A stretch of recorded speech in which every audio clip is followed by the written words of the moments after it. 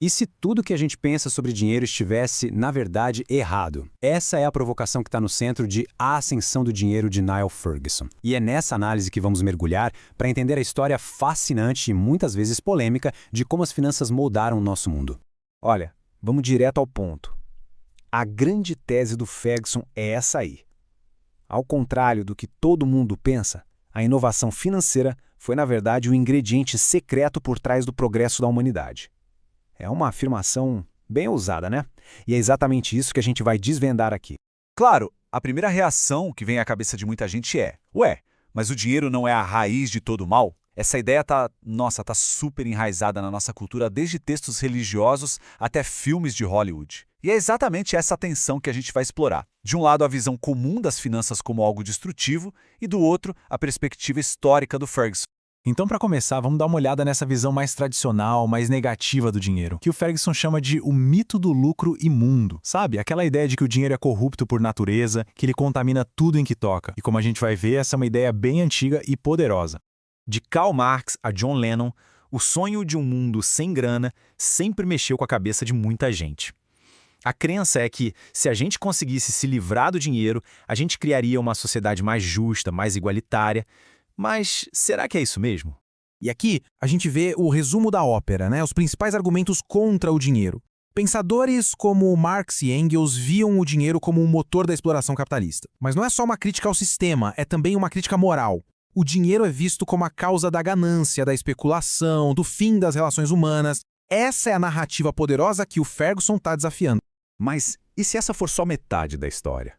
É agora que a gente vira o jogo e olha para o contra-argumento do Ferguson.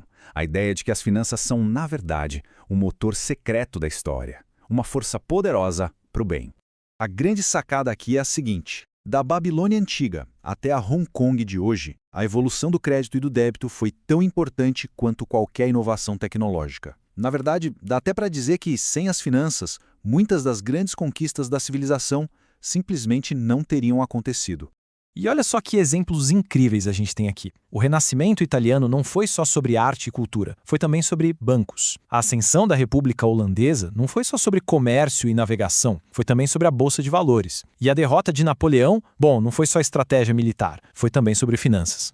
Vamos focar nesse exemplo dos Rothschilds, porque ele é perfeito para a gente entender como a coisa funciona na prática. Não era só sobre ter o dinheiro, era sobre a inovação e a logística para fazer esse dinheiro chegar onde precisava. A rede de contato do Nathan Rothschild foi tão importante quanto qualquer exército para derrotar Napoleão. E esse é o ponto-chave.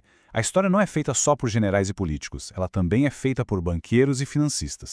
Mas é claro que a história não é um conto de fadas, né? Nem tudo são flores. O Ferguson não é um defensor cego das finanças, não. Ele reconhece que essa ascensão do dinheiro foi uma jornada cheia de solavancos, marcada por instabilidade, crises e quebras. Eu adoro essa metáfora da Cordilheira Andina. É um jeito muito poderoso de lembrar que o progresso não é uma linha reta, uma subida suave e contínua. Não. É uma série de picos e vales, de bons e busts, de altas e baixas. E como a gente vai ver, isso é uma característica do sistema financeiro. E esse padrão se repete de novo, e de novo, e de novo. É impressionante. Olha só os paralelos entre a bolha do Mississippi lá no século XVIII e o escândalo da Enron já no século XXI. A tecnologia muda, o cenário muda, mas a psicologia por trás, a ganância, o medo, o efeito manada, continua igualzinha. E é por isso que as bolhas financeiras são uma constante na história. Então, por que isso continua acontecendo? A questão é que os mercados financeiros não se comportam como outros fenômenos da natureza. Eles têm o que os estatísticos chamam de caudas largas. Pensa assim, numa distribuição normal, tipo a altura das pessoas, eventos muito extremos são super raros. Você não vai encontrar uma pessoa de 3 metros de altura andando por aí. Mas nos mercados financeiros, os eventos extremos, como o crash de 1929 ou a crise de 2008, acontecem com uma frequência muito maior do que se esperaria. Eles não são exceção, fazem parte da regra do jogo. Bom, esse é o pano de fundo histórico. Agora vamos juntar tudo isso e olhar para o mundo em que a gente vive hoje, o que podemos chamar de planeta finanças. Gente, olhem esses números, é uma coisa de cair o queixo. Em 2006, o valor de todas as ações do mundo já era maior que toda a economia do planeta. Mas o mercado de derivativos era 10 vezes maior. É um número com 12 zeros. É uma escala que a gente mal consegue imaginar. E essa citação do Ferguson aqui, nossa, ela resume tudo perfeitamente. O planeta Finanças está começando a ananicar o planeta Terra. Aquele sistema que foi criado para servir à economia real se tornou tão gigante, tão poderoso, que corre o risco de engolir a própria economia que deveria servir. Tá, mas e daí? Por que a gente deveria se importar com tudo isso? Bom, para começar, isso nos dá uma lente nova para enxergar o mundo.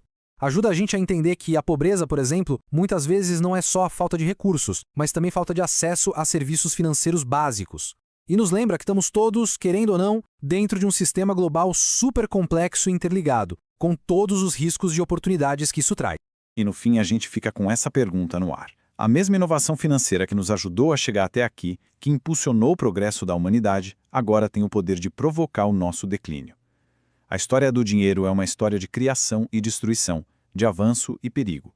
E enquanto a gente navega pelos desafios do século XXI, essa é uma história que faríamos muito bem em lembrar. Obrigada por assistir até aqui esse vídeo. Para adquirir este livro, clique no link que está na descrição. Se você gostou desse vídeo, dê um like, se inscreva e ative o sininho para ser avisado de mais vídeos.